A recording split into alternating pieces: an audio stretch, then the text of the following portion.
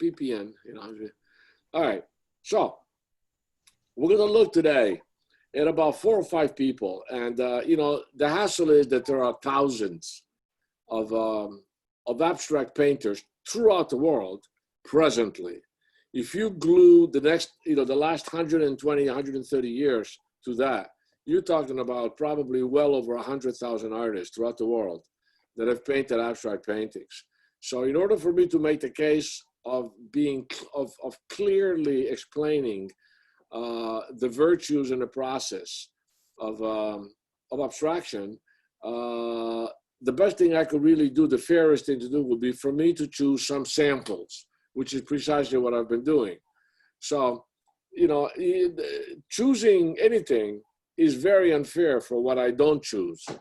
And a lot of that stuff I don't like to have to do because it's automatically eliminating 100 things to just come up with one, But I strongly suggest that you follow up on whatever concept, we put forward in this class, and do your own research and find out what other people are doing. Let me give an example. Just in Paris, by the time the Second World War ended in 1945, you had well over 2,500 artists doing abstract stuff. Just in Paris, just until 1945.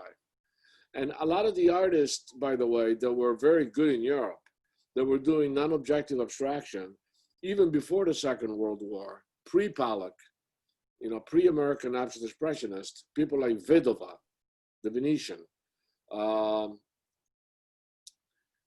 We don't know, we just don't know who they are.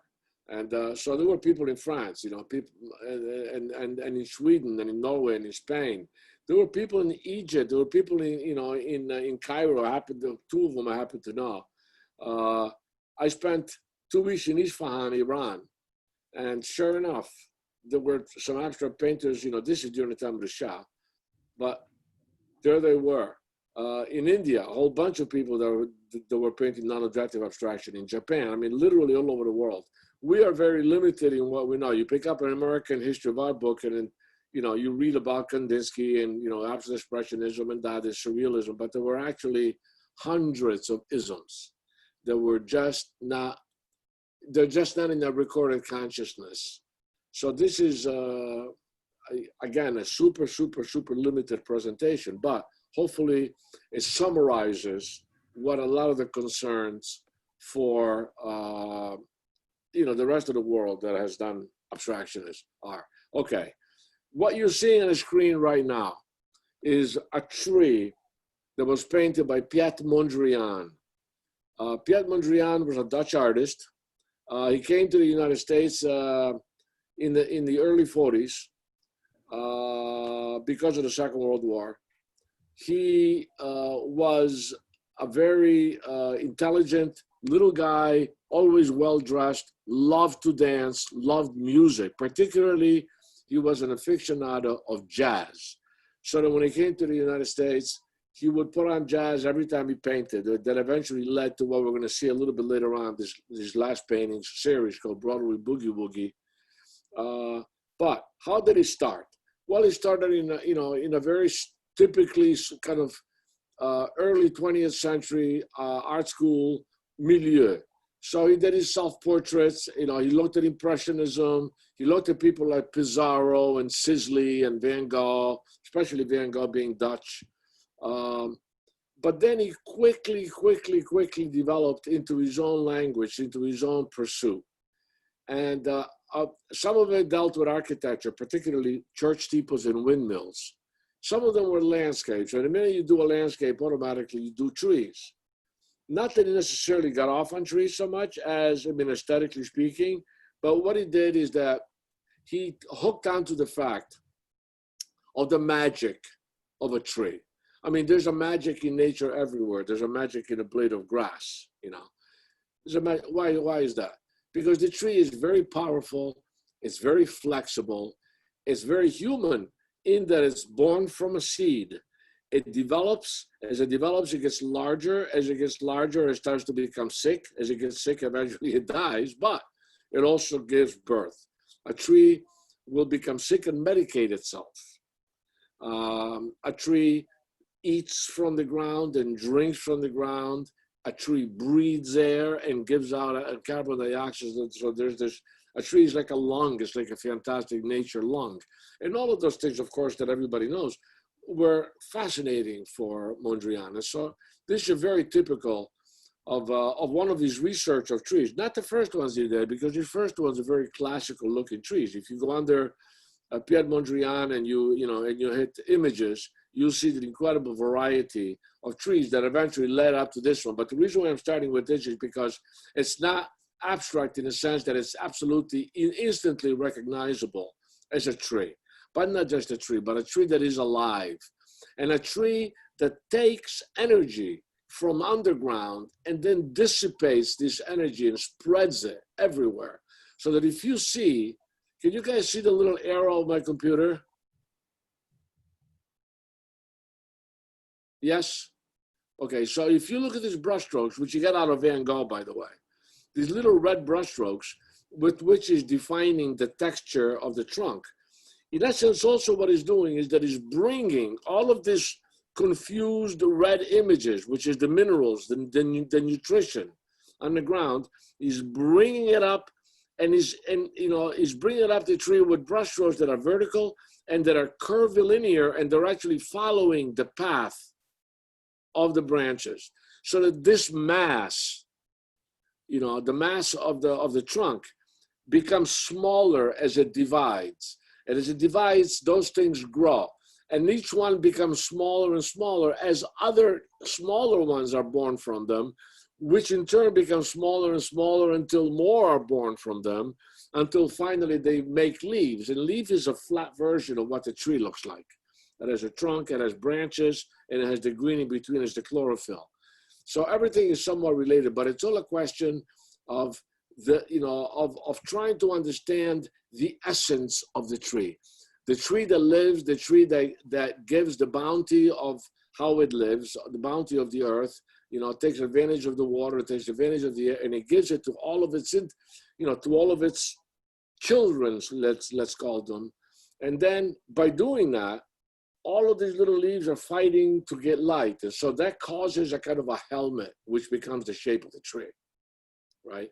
I mean, it's an incredible thing. Also, if the wind blows, that tree will bend just enough not to break. So there's a lot of little wonderful things to understand about the lessons of nature within that tree. So what can he do with that? He's going to try to exaggerate this tree. This is obviously not a photograph of a tree. It's already abstracted. As an example, if you take a look at the space on the top right of that tree, there's one area right up here where it becomes a kind of a spiral. It's almost like there's a kind of an energy that's that's being thrown out by the top branches. Also, the negative space right underneath it is more of a ultramarine blue, whereas on the top it becomes a cerulean. So here he's taking advantage of the negative spaces between the tree. Negative spaces between anything in art is the quintessential discipline of understanding abstraction, by the way. Because if I put down 4 dots and I touch them, I am actually making 5 shapes, because I'm making, in between the 4 dots, I'm making a diamond. So now that diamond is contained within the perimeter of the 4 dots, and that diamond is a shape. So in this case, 2 plus 2 equals 5 instead of 4, okay? So if I then put a square around the 4 dots, touching the top of the squares, I end up with 13 spaces. If you draw 4 dots and you put a square touching the dots in the around, all the negative spaces plus the 4 dots, positive spaces will make 13. So in that case, 2 plus 2 equals 13 visually. It defies our concept of mathematics. All right. So the negative space is actually like the silence between the notes. Okay. So you have a positive and a positive, but if you have a symphony without the strategy of how long a note will last before the next one starts, so that silence between the notes is loaded with information. And what it does is that it is the music that makes the notes dance. So negative and positive spaces By doing that, you're automatically forced to consider the whole panel of the painting itself as an instance to be considered. Just in terms of forces, in terms of balance, it's got nothing to do with a photograph of something. It has something to do with our idea as to what shape, form, color, direction, texture has by itself as a subject matter. Not necessarily those things that together make an apple, or a vase of flowers. That too, if you wish. So, this is one of his trees. Now, this idea of exploring the mechanism of the growth of the tree continues. And it gets more and more abstract. So here we are still reading tree, but now there's a movement to the surrounding area of the tree, almost a kind of an aura of energy that emanates from those branches, right?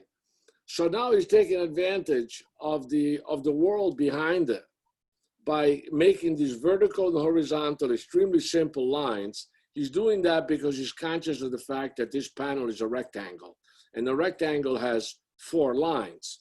There are 2 lines, one on the left and one on the right. Those 2 lines are vertical, and the bottom and the top are horizontal. So those are in balance. The tree takes perfect advantage of the balance as an existent entity of study in the center of this rectangle. And all of the negative space that is sort of gassing out the energy of the tree also pays homage to the actual physicality of the area that the whole thing is painted in, or the rectangle of the outside. Some of this background you're going to recognize as being somewhat similar to some of the background in Picasso's painting, particularly the first one that we looked at, Demoiselle d'Avignon, and that comes out of Cézanne. We talked about that. Okay, so this is already an abstraction of this last tree, right? What does he do after this? He continues. He now is using, he's not forgetting about color. He's not putting in the color in this particular case, exploring to see what happens. Please understand that from that first tree that I showed you to this one, there's around 50 other paintings. So we could actually spend 5 classes on Mondrian, just his trees, if we were to see them all, okay? So I'm skipping here, but again, this is an abstraction of the last abstraction. So this is already a 3rd step as he's moving forward toward simplification. He's simplifying that tree. And by simplifying, it means that he's eliminating what he finds to be not as important as what he is retaining. So he has to first understand the totality of it. Then you have to go through a process of retention and elimination. Okay? So this is yet another version of it. Still very much recognizable as a tree. Now here we have, this is under images, and you can see what I just told you. You can see the incredible variety of these trees that is done. Immense amount of studies. We started with this one, right? Now this one,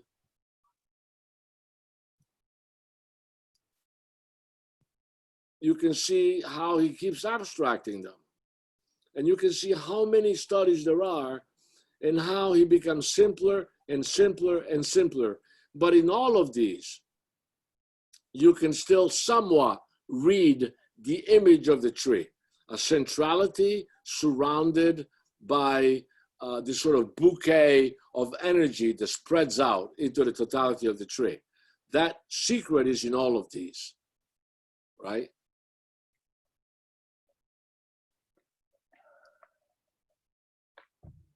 Here, we're going to see some of his journey.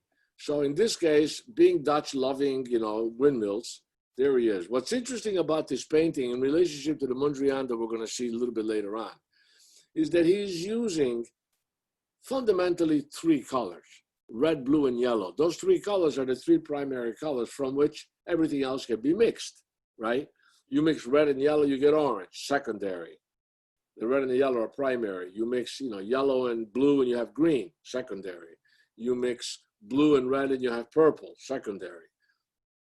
all those 6 colors, the primary and secondary, make a kind of a rainbow. But in here, he's using, like the Impressionists and particularly the Pointillists, like Seurat and Signac and those guys living in the 1880s in Paris, he is making small brushstrokes and allowing the eye to mix it into a color.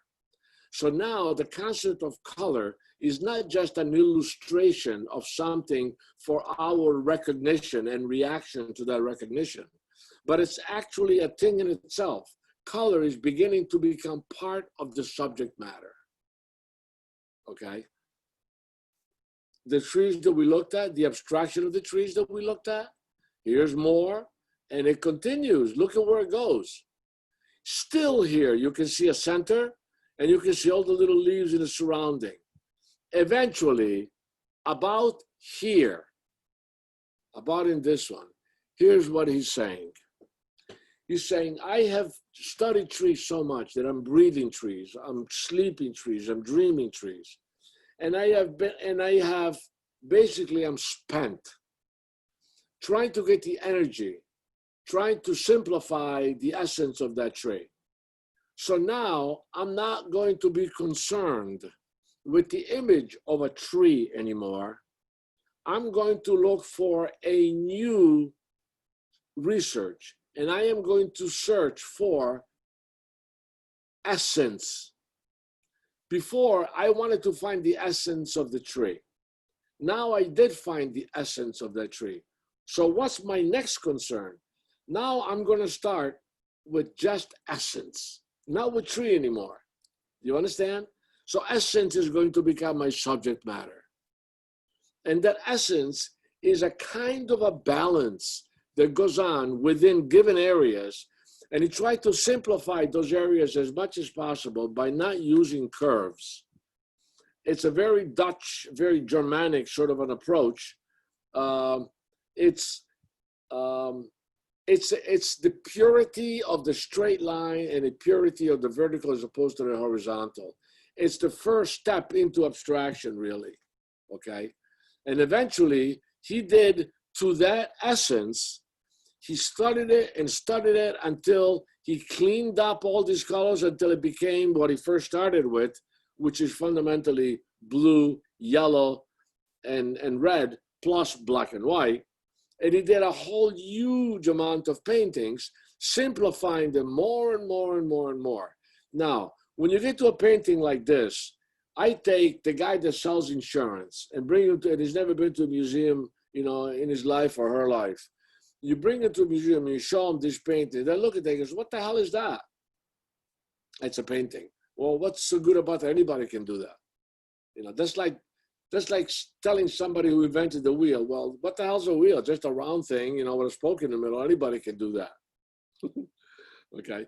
But this is an amazingly important balanced painting. If you go to the Metropolitan Museum, there's a whole room on his, and same thing at the Met, on Mondrian, and excuse me, at MoMA.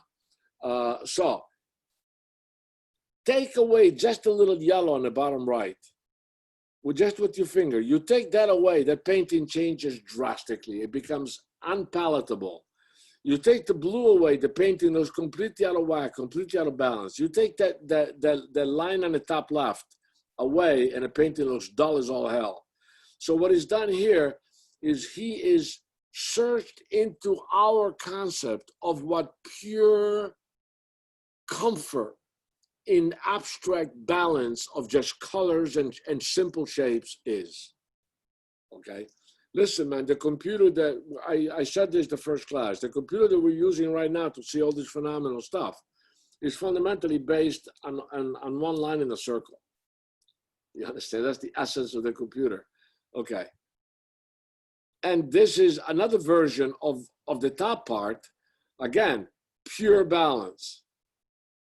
And you get rid of the yellow, and it's like you shut the lights off. The whole painting changes drastically. That little yellow needs to belong there. The strategic little white line on the bottom right, under the very bottom black line, you get rid of that, and the whole painting falls apart. It's an amazing mystery. His paintings are of an amazing strategy. In here, Okay, he is beginning to go beyond the essence itself. And here, what he is beginning to work with was the transferal of energy that he was so enhanced with, that he was so amazed to realize in having studied those trees. Because again, it's the juice of the minerals and the water underground that come through the roots, that goes through the trunk, and then the trunk gives it to all the leaves via this amazing avenue of transferring branches. One branch transfers the energy to 10 branches, each one transfers the energies to 10 more, all of a sudden you got 100 branches. So it's the transferal of energy.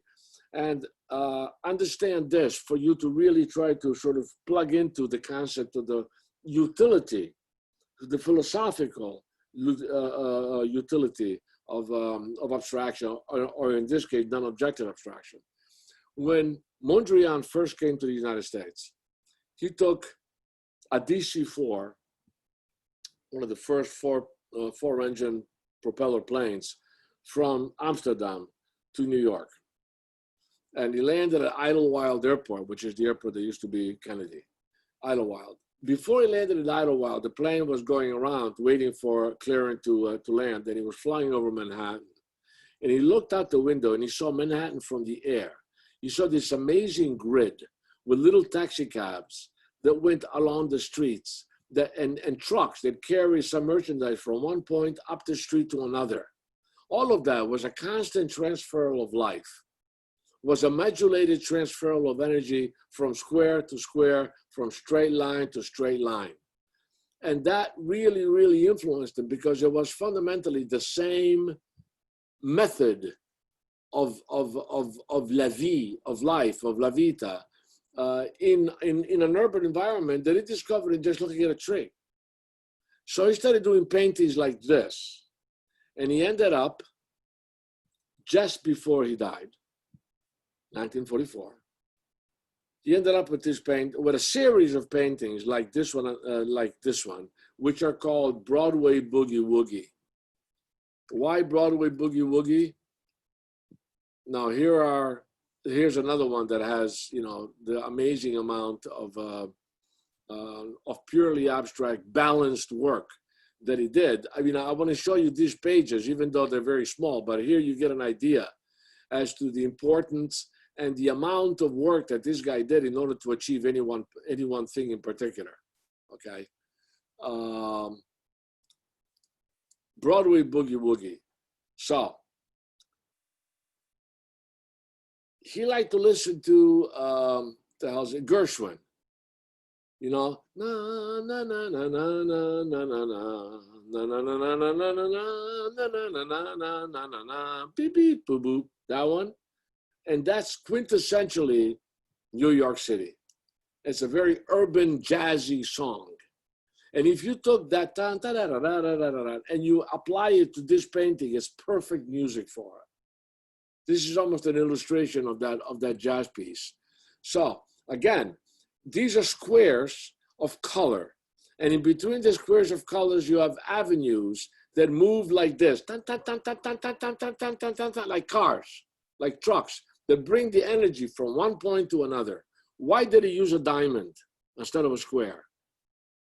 Because what the diamond does is that it adds movement to the totality of what you're seeing. How does that add movement? If you take that square, the white square, inside of which that diamond resides, we said before that square has two straight lines on top and two straight lines on the bottom, at top and bottom, two lines of rest, sideways, two lines, a balance. When you take those four things, which are based on gravity, by the way, because resting and balance are all based on gravity, you turn them, and now those four lines are all the same, and they're all at an oblique angle, which means, remember we talked about that it's falling. Because an oblique angle, if you're standing straight, it's in balance. If you're staying horizontal, it's a rest. But in an oblique angle, it looks like it started here and it's on its way down. So it's covering time and space, and therefore it's moving. So this is a way to make a square look like a circle to a certain degree. It's a way to spin a square. And by doing that, you're giving more energy to the totality of it. Plus, there's a sense of conflict, and conflict is energy. And the conflict is that within that diamond that looks like it's spinning, or at least gives us the idea that it's spinning, it's, you know, I mean, if you put that thing on a table, it would fall in one way or another. It's like, you know, the egg that Christopher Columbus tried to make stand by itself without, so, you know, because it would touch the ground just in one spot. So it's a moving object. But inside of it, it has just the verticality and the horizontality, even though within that you have this amazing amount of emotion and motion of all the little cars going from block to block. You know, a car that brings the blue, say from the bottom left blue where the little yellow is, up to the very top right blue, and so on. So the conflict between the static interior of vertical and horizontal and the dynamic format of the four dynamic SQ lines gives it that kind of conflict. Do you understand? Is that clear? So this is one of the last ones that he made, Broadway Boogie Woogie. It is again, it's a combination between the stuff that he was doing before, you know, and what he came up with after he came to the United States, and he felt the urge. Oh, I see a Belgian flag on the bottom right. And you know, he had the urge of recreating a map of the energy that he found in an urban environment, therefore on our creations, and not necessarily just nature creations, that he will correlate it to the fact that we are nature, we're part of nature, and our inventions are also part of nature. So, you know, it's this wonderful sort of Nietzschean stew of relationships. I wanted to show you this. Oh, no, sorry about that. No, sorry about that. This. Okay, so this is an architect whose work was highly influenced by Mondrian. Mondrian was one of the most copied and influential artists of the 20th century. As a matter of fact, when he came to the United States, one of the places that he showed at was in Peggy Guggenheim's gallery. Peggy Guggenheim, you know, the daughter or the granddaughter of Solomon Guggenheim, very, very, very, very rich woman. She became patron to and married Max Ernst. She had an affair with Jackson Pollock. She was the first one to actually show him in her gallery. Eventually, she sold it and moved to Venice, opened up the Peggy Guggenheim collection in Venice, was not married then, had a daughter, had these two little dogs with her at all times. She was a trip. Anyway, she showed Mondrian. And Mondrian was the person who introduced Pollock to her, by the way, him and de Kooning. Okay, so here you can see how incredibly Mondrianish architecture became, especially in the 1950s. Even interiors, like, I mean, this thing could be, you flattened it out, it's one of Mondrian's paintings. This is an interesting photograph because you have this tree on the left and his final work on the right, you see.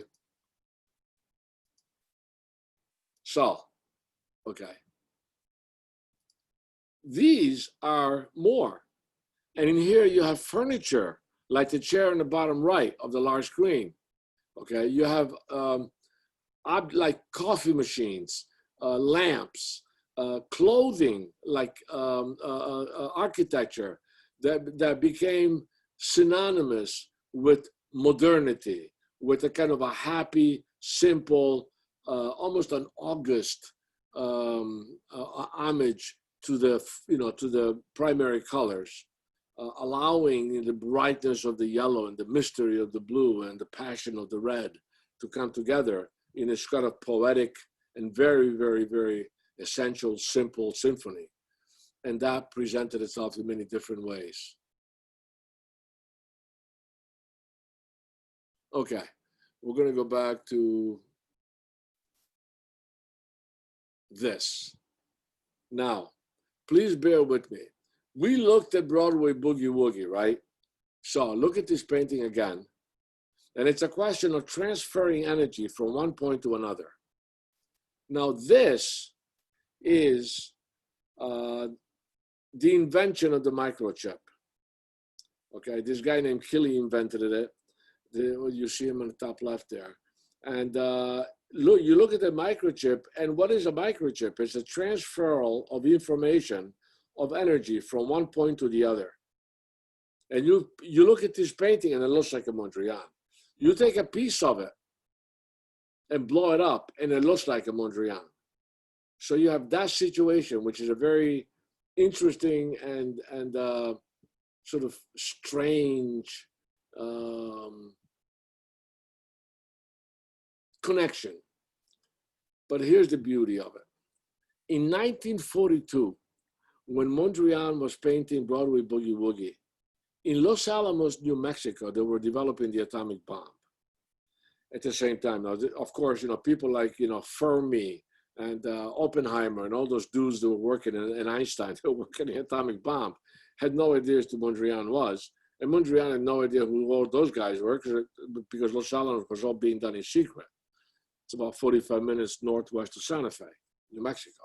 And so you have, in order for them to come up with the bomb, they had to figure out a tremendous amount of mathematical, geometrical, all kinds of configurations. And so they created a huge, immense computer. Okay, one of the largest computer ever made. And it was, in comparison to today, I mean, the little thing you've got in your pocket is 1,000 times more powerful than what they did then. But what they did then was immense, but at the same time, amazingly new, right? So let me see if I can find.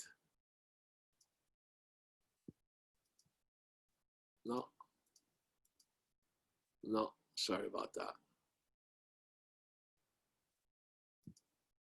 Okay, well, if you take a look at if you take a look at the photograph of you know what? No, sorry. Okay, if you take a look at if you just look under Los Alamos 1942 computer, you're going to find a lot of black and white photographs that, for all practical purposes, look like sculptures made by Mondrian. And what were those things for? Because they were jazzing around the information from point to point to point to point. So here you have this amazing connection between these two extremely diverse people. One was a Dutch painter in New York, and the other one was an Italian guy from Milan, Fermi, and Einstein, who was German, and on and on. In Los Alamos, New Mexico, both coming up for the same thing, with exactly the same concept. One was a purely scientific concept, the other one was a purely aesthetic concept, but somehow magically done with the same aesthetic at the same exact amount of time, 1942, 1943, 1944. So it was an amazing, it was a connective duality. It was almost, and so it was time for human beings to get to that point. Okay. So,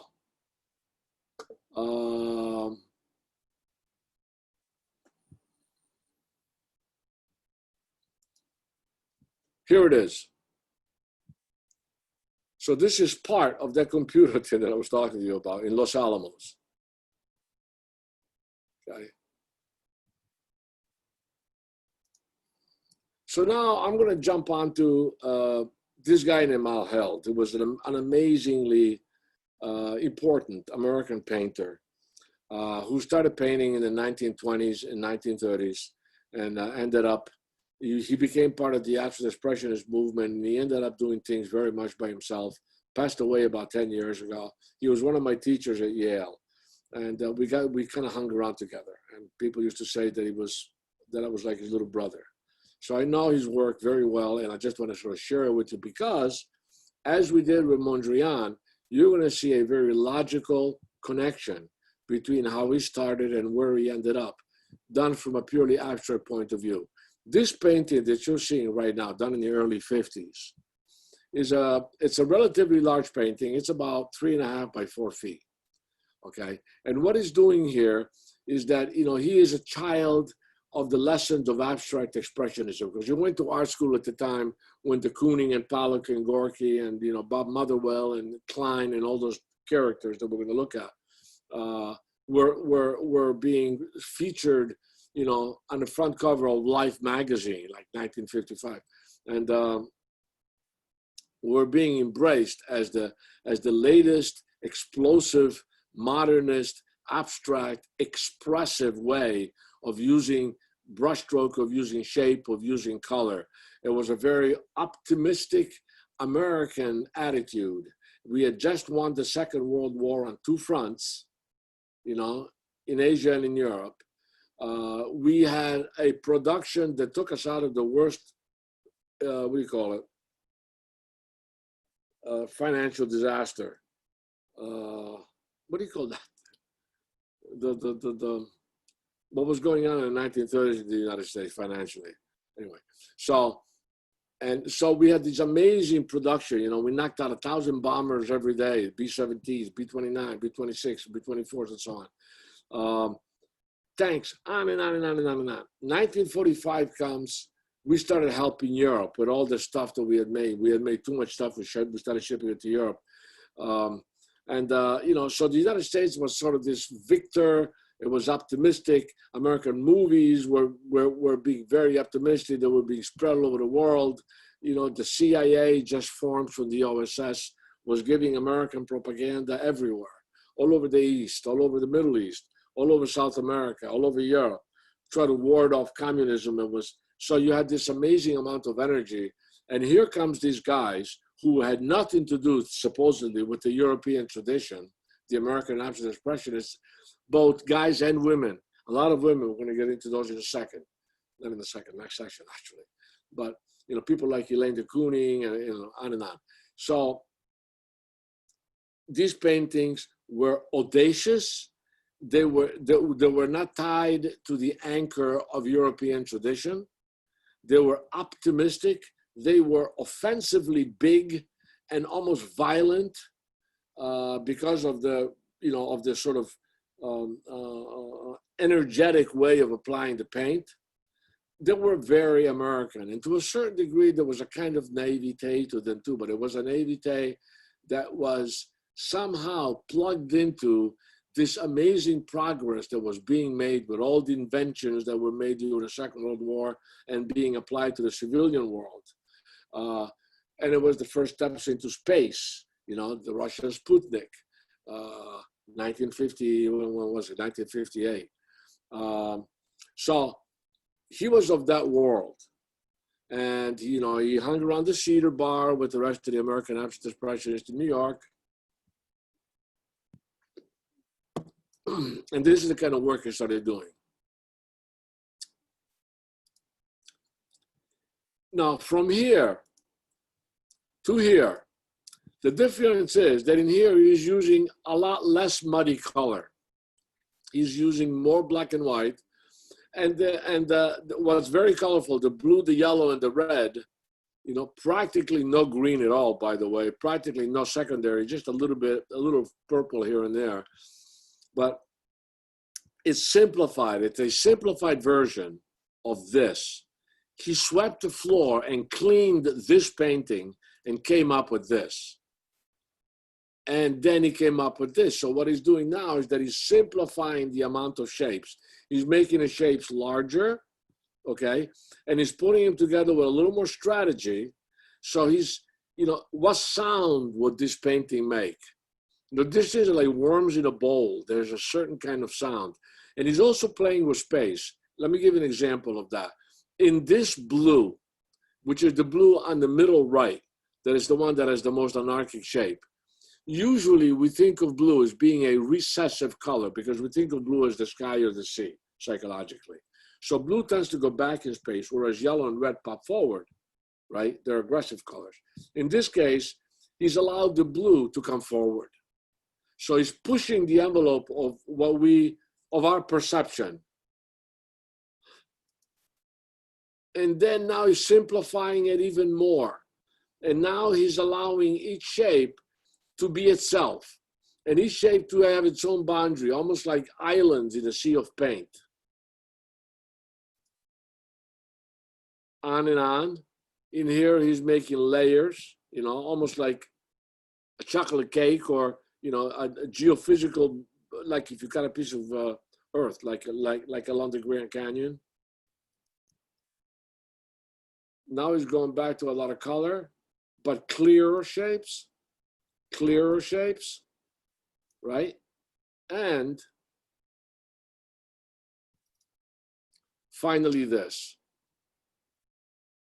And here, what is he doing? He's still taking these crowded shapes, but he's cleaning them up. He's giving them a bath.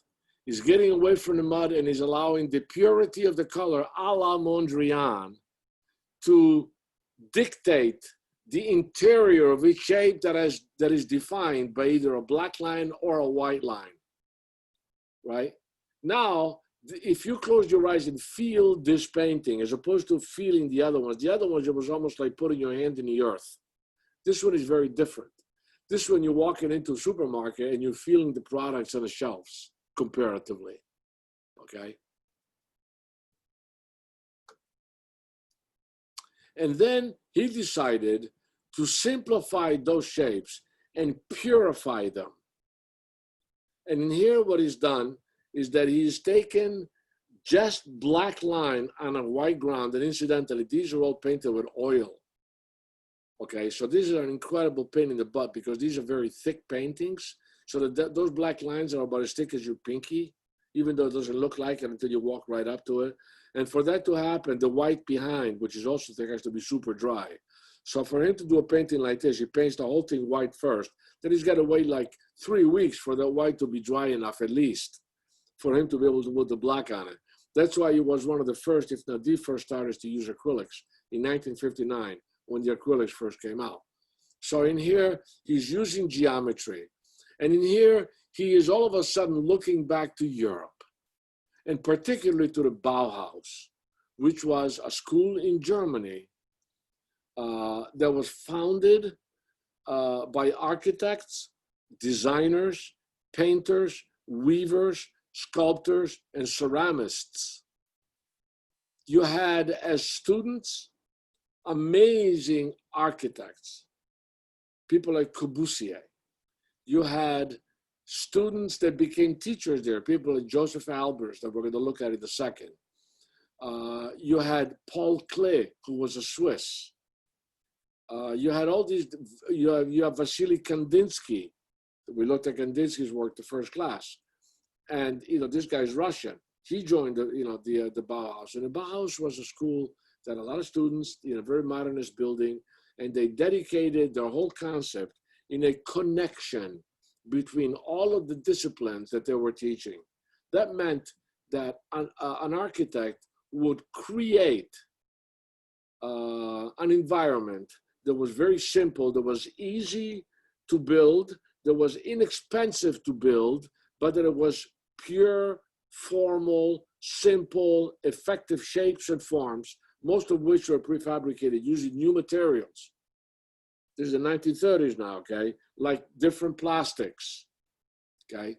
So that would then invite another member of the Bauhaus, this guy named Mies van der Rohe, and Mies van der Rohe's Dutch. He's the one that came up with the dictum of the Bauhaus that said that form follows function. That's a big deal, a big Bauhaus term, okay? And also things that deal with simplicity. Okay, so what does form follow function means? It means that they will design a room where the plumbing was on the outside of the wall instead of the inside, but they would make it look beautiful. So that it was like a piece of sculpture. So that now it was very interesting because you didn't have to pay somebody to bury it behind the wall, and if something went wrong with it, you could fix it right away.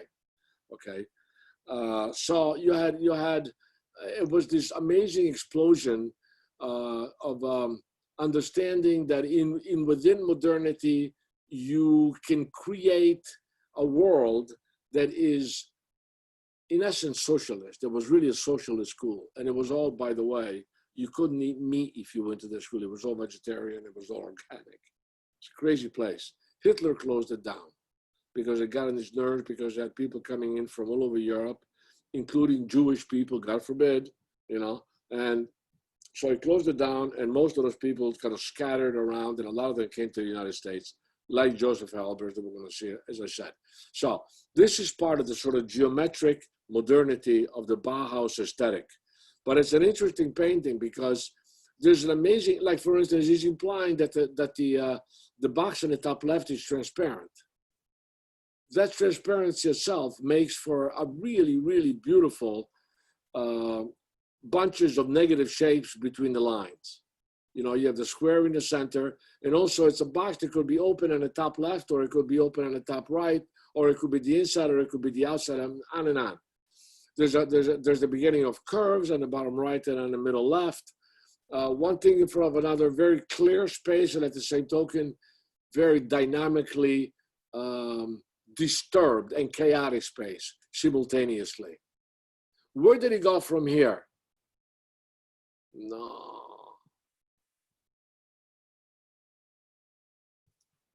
To here. So in here, what he's doing is that he's taking the same concept, but he's playing games with it. So that what's thick that would normally come in front, actually in here goes behind. What is thin that usually would be behind is now in front. Okay, he's gluing the whole thing onto the canvas by virtue of the one cube, the large, very thin cube in the background. Okay, he's violating that cube with the existence of other cubes that are thicker. But mostly what's happening is that when you look at this painting, your eye goes flying in and out. It has a sense of delicacy.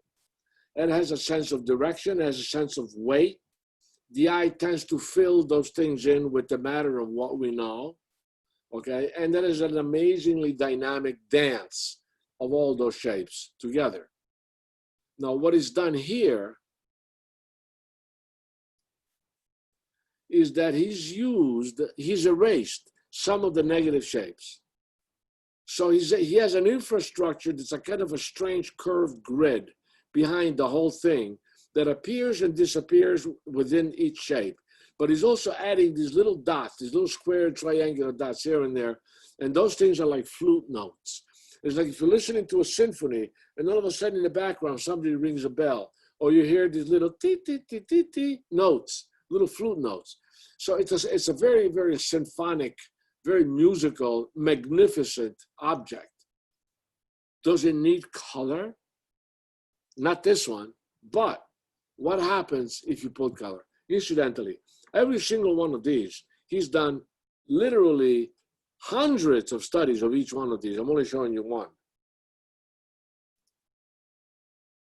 And then he puts color to them. And here, he goes flying all over. I mean, if you look at this painting, you know, again, the blue is in front and the red and the yellow that are usually in front are behind. The space in the background, the space way, way, way far away.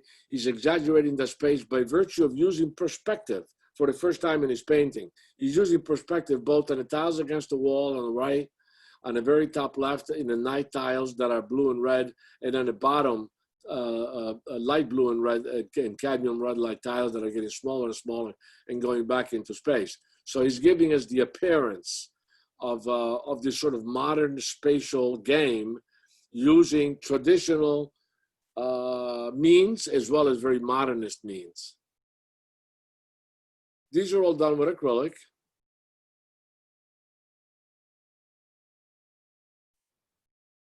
You know, and some of these things are big. As an example, he did a mural for Albany, New York, that's in this big, huge underground building. It is 60 feet long, 20 meters long. It's immense. Some of these things are amazingly large. And these, by the way, are all done in the 70s, 70s and 80s, before computers. Okay, so there's no aid of computer. These are all imaginative, you know, hand-painted things. Children love these. When you see a kid in the museum that is bored stiff, When they see one of these paintings, their eyes, their eyes explode. They go walking up to it. They want to touch it. They want to get in there. They really appreciate it because a child appreciates this kind of magic. It doesn't have any judgment the way that we do.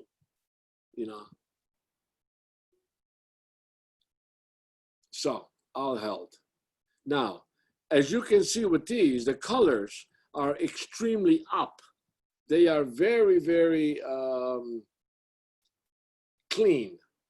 There's no mud.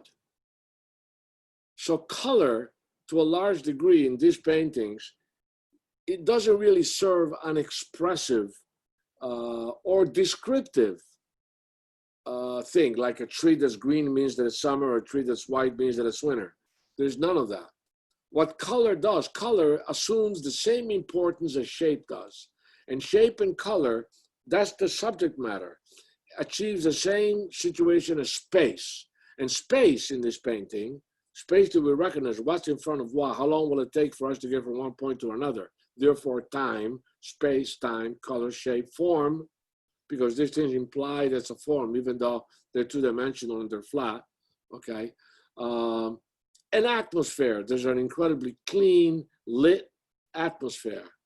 And they're highly rhythmic. And the rhythm, for instance, between the one on the bottom and the one directly above it, where one is mostly straight lines and the one on the bottom is curved lines, dancing around, streaking around this infrastructure of straight architectural Bauhausian lines.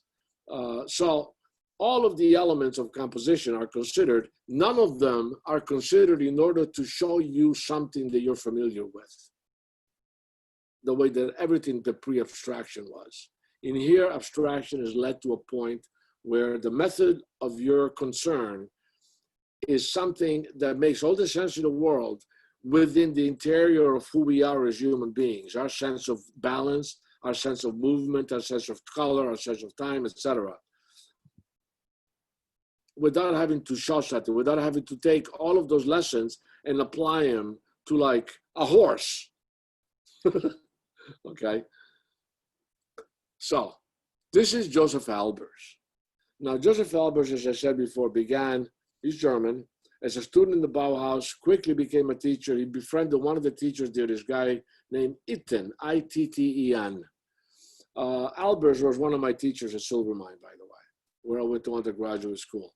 And his wife, Annie Albers, she was a magnificent person, and she was the best weaver.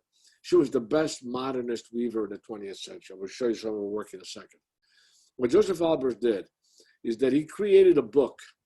By the way, on the bottom here, you can see what he looks like.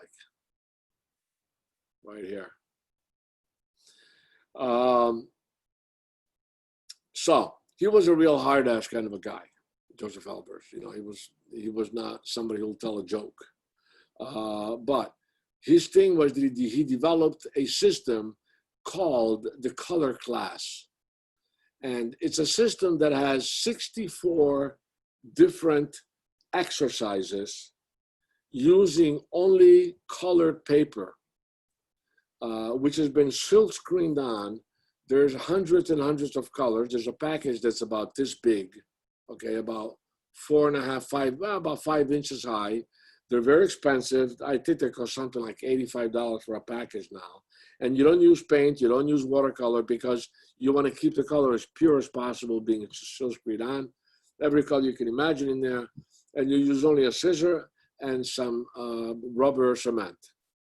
And with that, you put together color and you study color as an optical phenomena. I'll give you one example of that.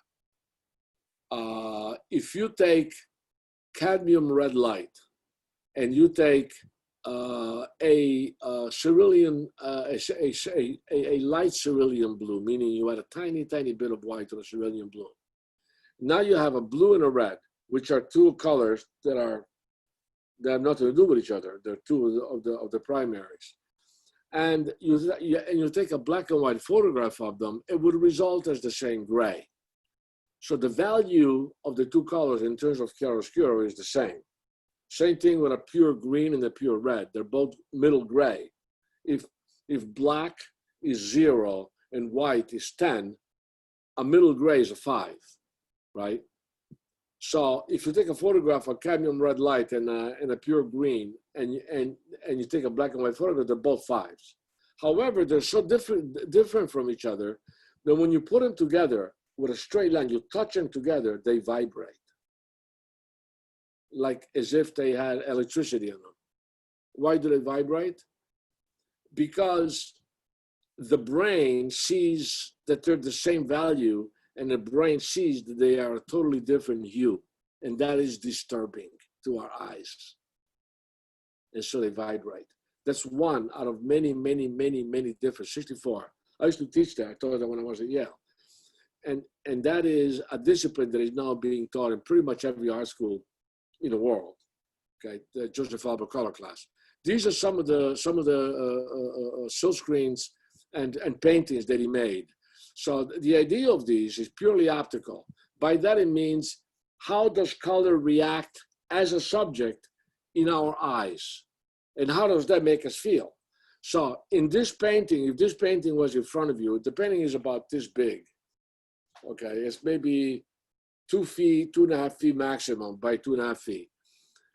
4 colors. The more you look at that red, if you're in front of the painting, the more the central red and the outside darker red become one. The minute that becomes one, the beigey brown directly behind starts to look red only along the edges. And then it gets lost against the darker brown. If you now go up and look at the darker brown, the whole bottom part of the painting turns into one color. So it's this amazing feast of changes depending upon where your eye goes in the painting. And what that does is that it makes the painting breathe. It makes the painting come alive. It makes the painting have a tremendous amount of mysterious vivacity, liveliness. These are weavings by Annie Albers. So these are amazingly beautiful weavings. I mean, this is not a weaving, it's a watercolor, but she did a weaving of it. But here, if you go under Google and you know, you hit images, you see some of her weaving. She's phenomenal. She had 3 of her looms. They were donated to Worcester Art School, where I used to teach in Danbury. And a few years later, they got a new director, and this new director, without saying anything to anybody, sold those 3 weavings and bought these little computers with the money. I mean, those 3 looms, which was a crime. Okay. So, you know, her work is fantastic. It deals a lot with Bauhaus. It deals a lot with some of Mondrian's things, how one thing pops in front of another, how she's implying space, you know, etc. Now, here we're going to look at Mark Rothko. Why? Because Mark Rothko is another one who took color as a subject matter rather than as an adjective to give specificity to a name, and that name is something that we recognize, like an orange or a chair. Okay, there's none of that. So what he does is that he very strategically paints panels of color. And when you get in front of them, at first sight, you look at them because who gives a damn, man? There's just 2 colors, anybody can do that. No. First of all, the way that they're applied, the subtlety of them, what happened, how much of one color he puts on top of the other, and exactly where does he put it, so that when you look at it, you get close to it. You need to get at least 6 feet from it, so that peripherally you're sucked into the whole panel. And you start to see the thing palpitate like a heart. It starts to go like poo-poom, poo-poom, poo-poom. It starts to breathe. It goes in and out, and then envelops you. It takes you, it's generous in that sense that it takes you in its arms and it starts to cuddle you. And all you're looking at is color. And then as your eyes switch on the bottom, a Joseph Albers trick starts to happen. You know, you start to see that the color on top changes drastically. And the 2 things start to play this amazing game of transformative feelings. Feelings that you can feel, but you can't quite put your fingers on because you're being affected by them in having a new experience. So you have nothing else to rely to except for itself. You know, and that's a fantastic point of one of the many virtues of abstraction. He was a Russian Jewish gentleman, came to New York. That's a portrait that was done by Milton Avery of him when he was a young man. This is his very early work. I just put this on to show you his influences. He went to Italy for a while, and he was highly influenced by Roman frescoes. And I'll show you those in a sec. This is a self-portrait. This is very early work, stuff he did during the WPA when the government was paying artists so that they wouldn't starve to death and making them do murals. So this is typical American kind of a surreal dash abstract concern.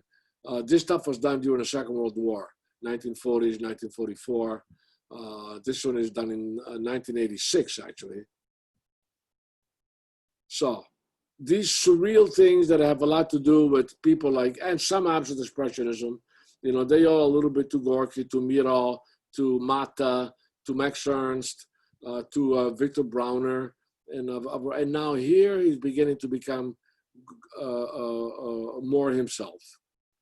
And here he's taking advantage of lessons that a lot of the Europeans that came to the United States started to teach. People like Hans Hofmann, who came to the United States in 1937, went to the whole German.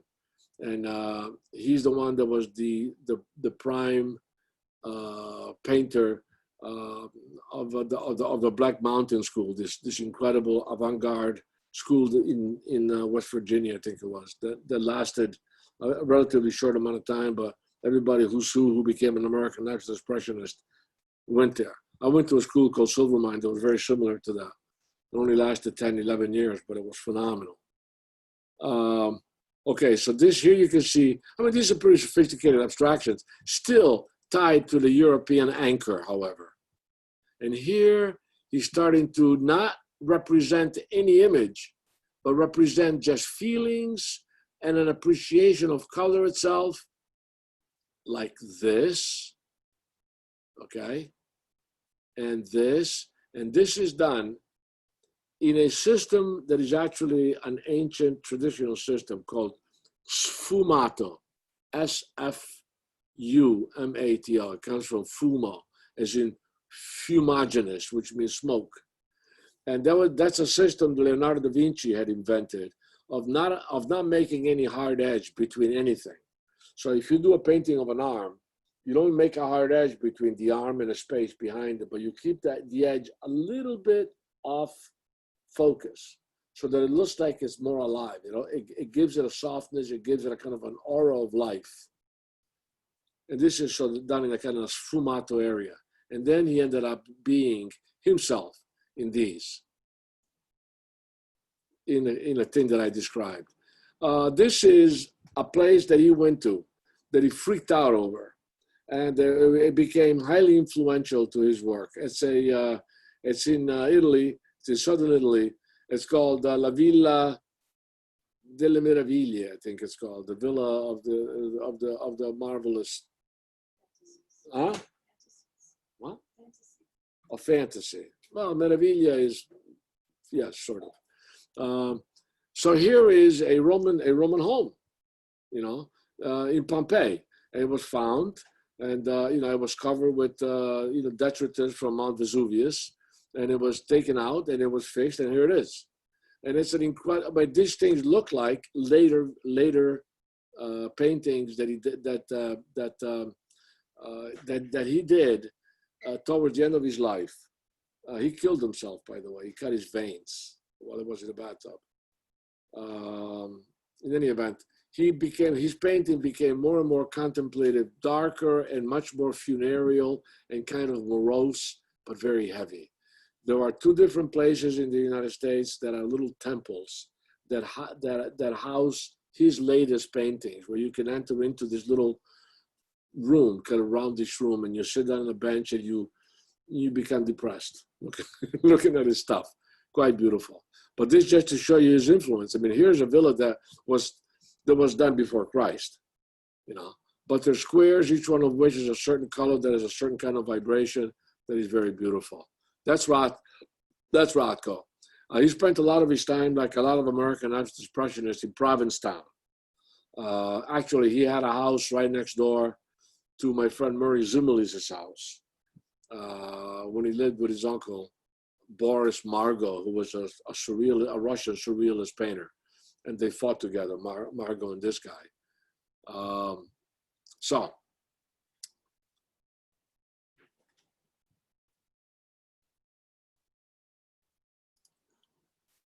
the last guy I'm going to show you is this guy, and that's Hans Hofmann that we talked about. Hans Hofmann. Here you can see what he looks like on the bottom left here in black and white. He was a very congenial gentleman, wicked German accent, very funny. He had a huge amount of sort of students. His work, he became a kind of a cult amongst many artists. So, you know, half of the abstract expressionists studied with him. He had, at one time he had 65 women that he was teaching, just women that he was teaching when he was down at Black Mountain School. Subsequently, they came to, you know, he came up to New York. He worked at the Art Students League for a while.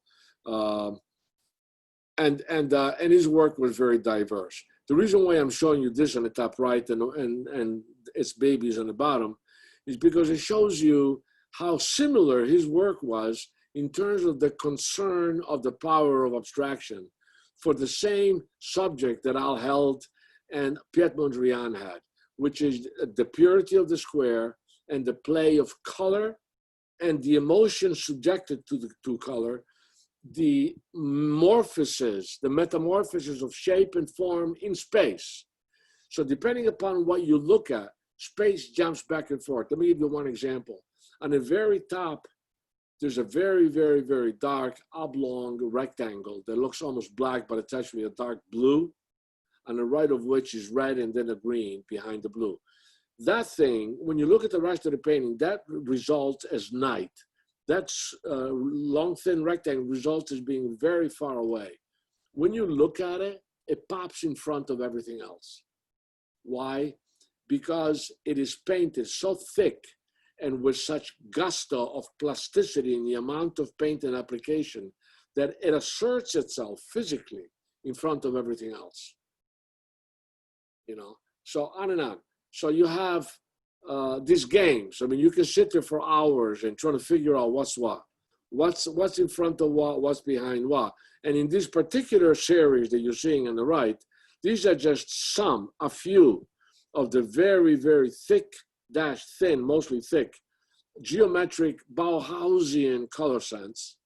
But on the left-hand side, you can see also how many abstract paintings he did that dealt with chance, that dealt with the sort of a rapid understanding of organic, circular, curved shapes and forms. Some things that are very messy and some things that are very orderly. So you have this, you know, this game between order and disorder, between chaos and order. And he explored all of those things, Hans Hofmann. So he was one of the most effective and sought after European-American painters of the second half of the 20th century.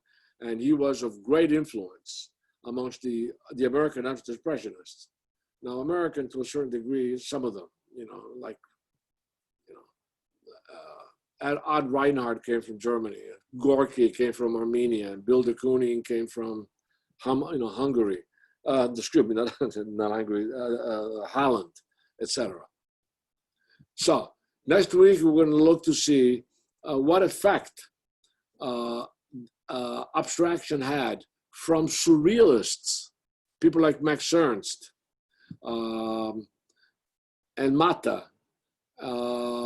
Also, what other countries did in terms of abstraction beyond the United States. Okay, so that's it for tonight, ladies and gentlemen. Any questions? I have a question, Alex. Yes. Broadway Boogie Woogie. When I was looking at that, that's not about painting. That's about making straight lines. But did he tape? If any line was off, the whole thing wouldn't have worked. That's exactly right. That's exactly part of the beauty of it. is that any line that if anything is off, the whole thing falls apart. That means that it holds a perfect balanced strategy. And that's part of the beauty of it. It's like this. It's like if you go to New York City and you close down Fifth Avenue, it throws the whole trip out of balance. You see what I mean? You know, if you go into an electric system and you pull down one wire, it breaks the whole thing. So he was an appassionado of perfect balance, of allowing what at first seems to be a mess to be actually a very, very, very tight system of pure order. That's exactly what a tree does, by the way. So you can't, and to your question, did he use tape? Yes, he used tape. Not all the time. His first ones he didn't. I'll tell you a little secret about him. Towards the end of his life, just before he died, he was working on 3 panels using tape on the panels themselves. In other words, instead of painting a blue line, he would actually get a piece of blue tape and put it on. And then he would draw what he felt should go next to it with a charcoal. And you know, charcoal causes like this little sort of rain of black dirt coming down from it if you smack the canvas. So that he started to get loose.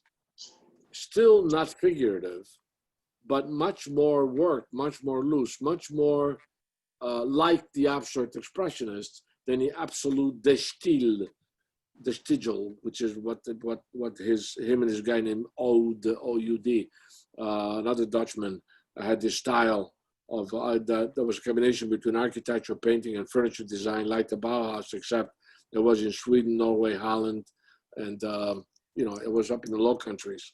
So, is that clear? Yeah. Sort of, right? No, it's a nightmare to create. It's so the opposite of abstract expression is freedom and stroke. Yeah. But yeah, that's one way of saying abstraction, is that kind of thing. But that freedom and stroke, I'm not sure as to how free that was. You know, certainly Pollock, I don't know if he considered what he did to be free. You know, I mean, he had a stick and he did it, and he had, you know, he was. If he splashed too much, he would clean it up and do it again, or go over it. So he was very much thinking that he wasn't just acting like some kind of a robot. When somebody winds up and it thinks to just throw stuff around, that's impossible for a human being to do. You know, literally impossible. So I mean, you can stick a brush in your knee and see what you can come up with that, but you're still going to judge it, no matter what it is that you do. Thank you. Okay. Anything else, ladies and gentlemen?